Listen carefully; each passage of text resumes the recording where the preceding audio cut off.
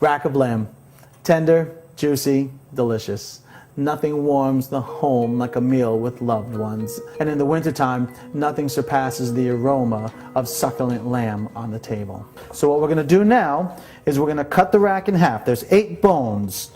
Try to cut it as even as possible so you have 4 bones on each side. So we'll dry the top and we'll dry the bottom, and then we season. Season high so that you can let the salt rain down evenly. We have our pan on the fire.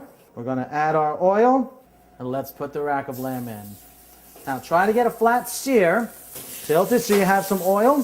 The better caramelization you have on your rack of lamb, the more flavor you'll have. You know the great thing about rack of lamb?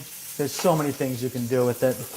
And it's so easy. You can use the pan to cook your rack of lamb in. Take your rack of lamb out and you saute your vegetables. You can saute potatoes. You can even brown some beautiful rice in there with it. So many different ways that you can do this. So let's check our lamb. Ah, yes. That's looking beautiful. So after the rack of lamb is seared, you want to add your herbs and garlic, and you want to baste your rack of lamb. You want to baste it with the herbs and garlic because they're flavored now with the hot butter and the hot lamb fat. This will give you a very juicy rack of lamb. So now, we're going to take our lamb and we're going to add it into the oven. If you wish to have rare, leave it in for 8 minutes. Medium rare, leave it in for 10 minutes.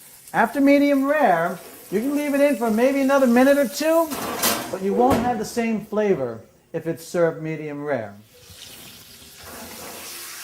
Oh yeah, that's looking good. Now, push the herbs into the fat.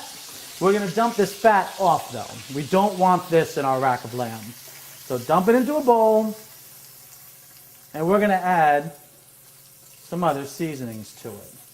We're going to add some beautiful Dijon mustard, a little spiciness to go with the gaminess of our lamb. Now we're going to add some basil crumbs to it.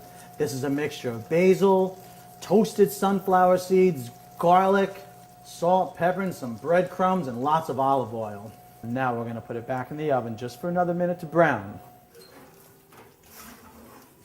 Oh yeah, here we go.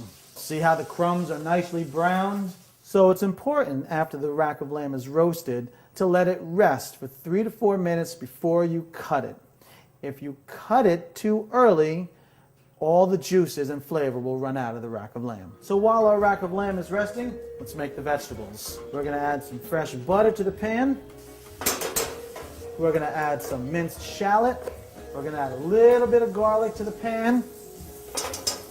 Let's add some mushrooms. And we have some beautiful baby spinach. And what I like to do is just to gently cook the baby spinach. Now let's plate our vegetables. Our rack of lamb, we're going to cut, go between the 2 bones in the middle, and slice down. Let's take our rack of lamb onto your plate. And now we have a beautiful sauce to complement our rack of lamb. And there we have, ladies and gentlemen, rack of lamb. I'm Anthony Lamp.mp4 from Threefold Cafe, and I hope you now have the confidence to recreate this elegant dish to leave lingering flavors.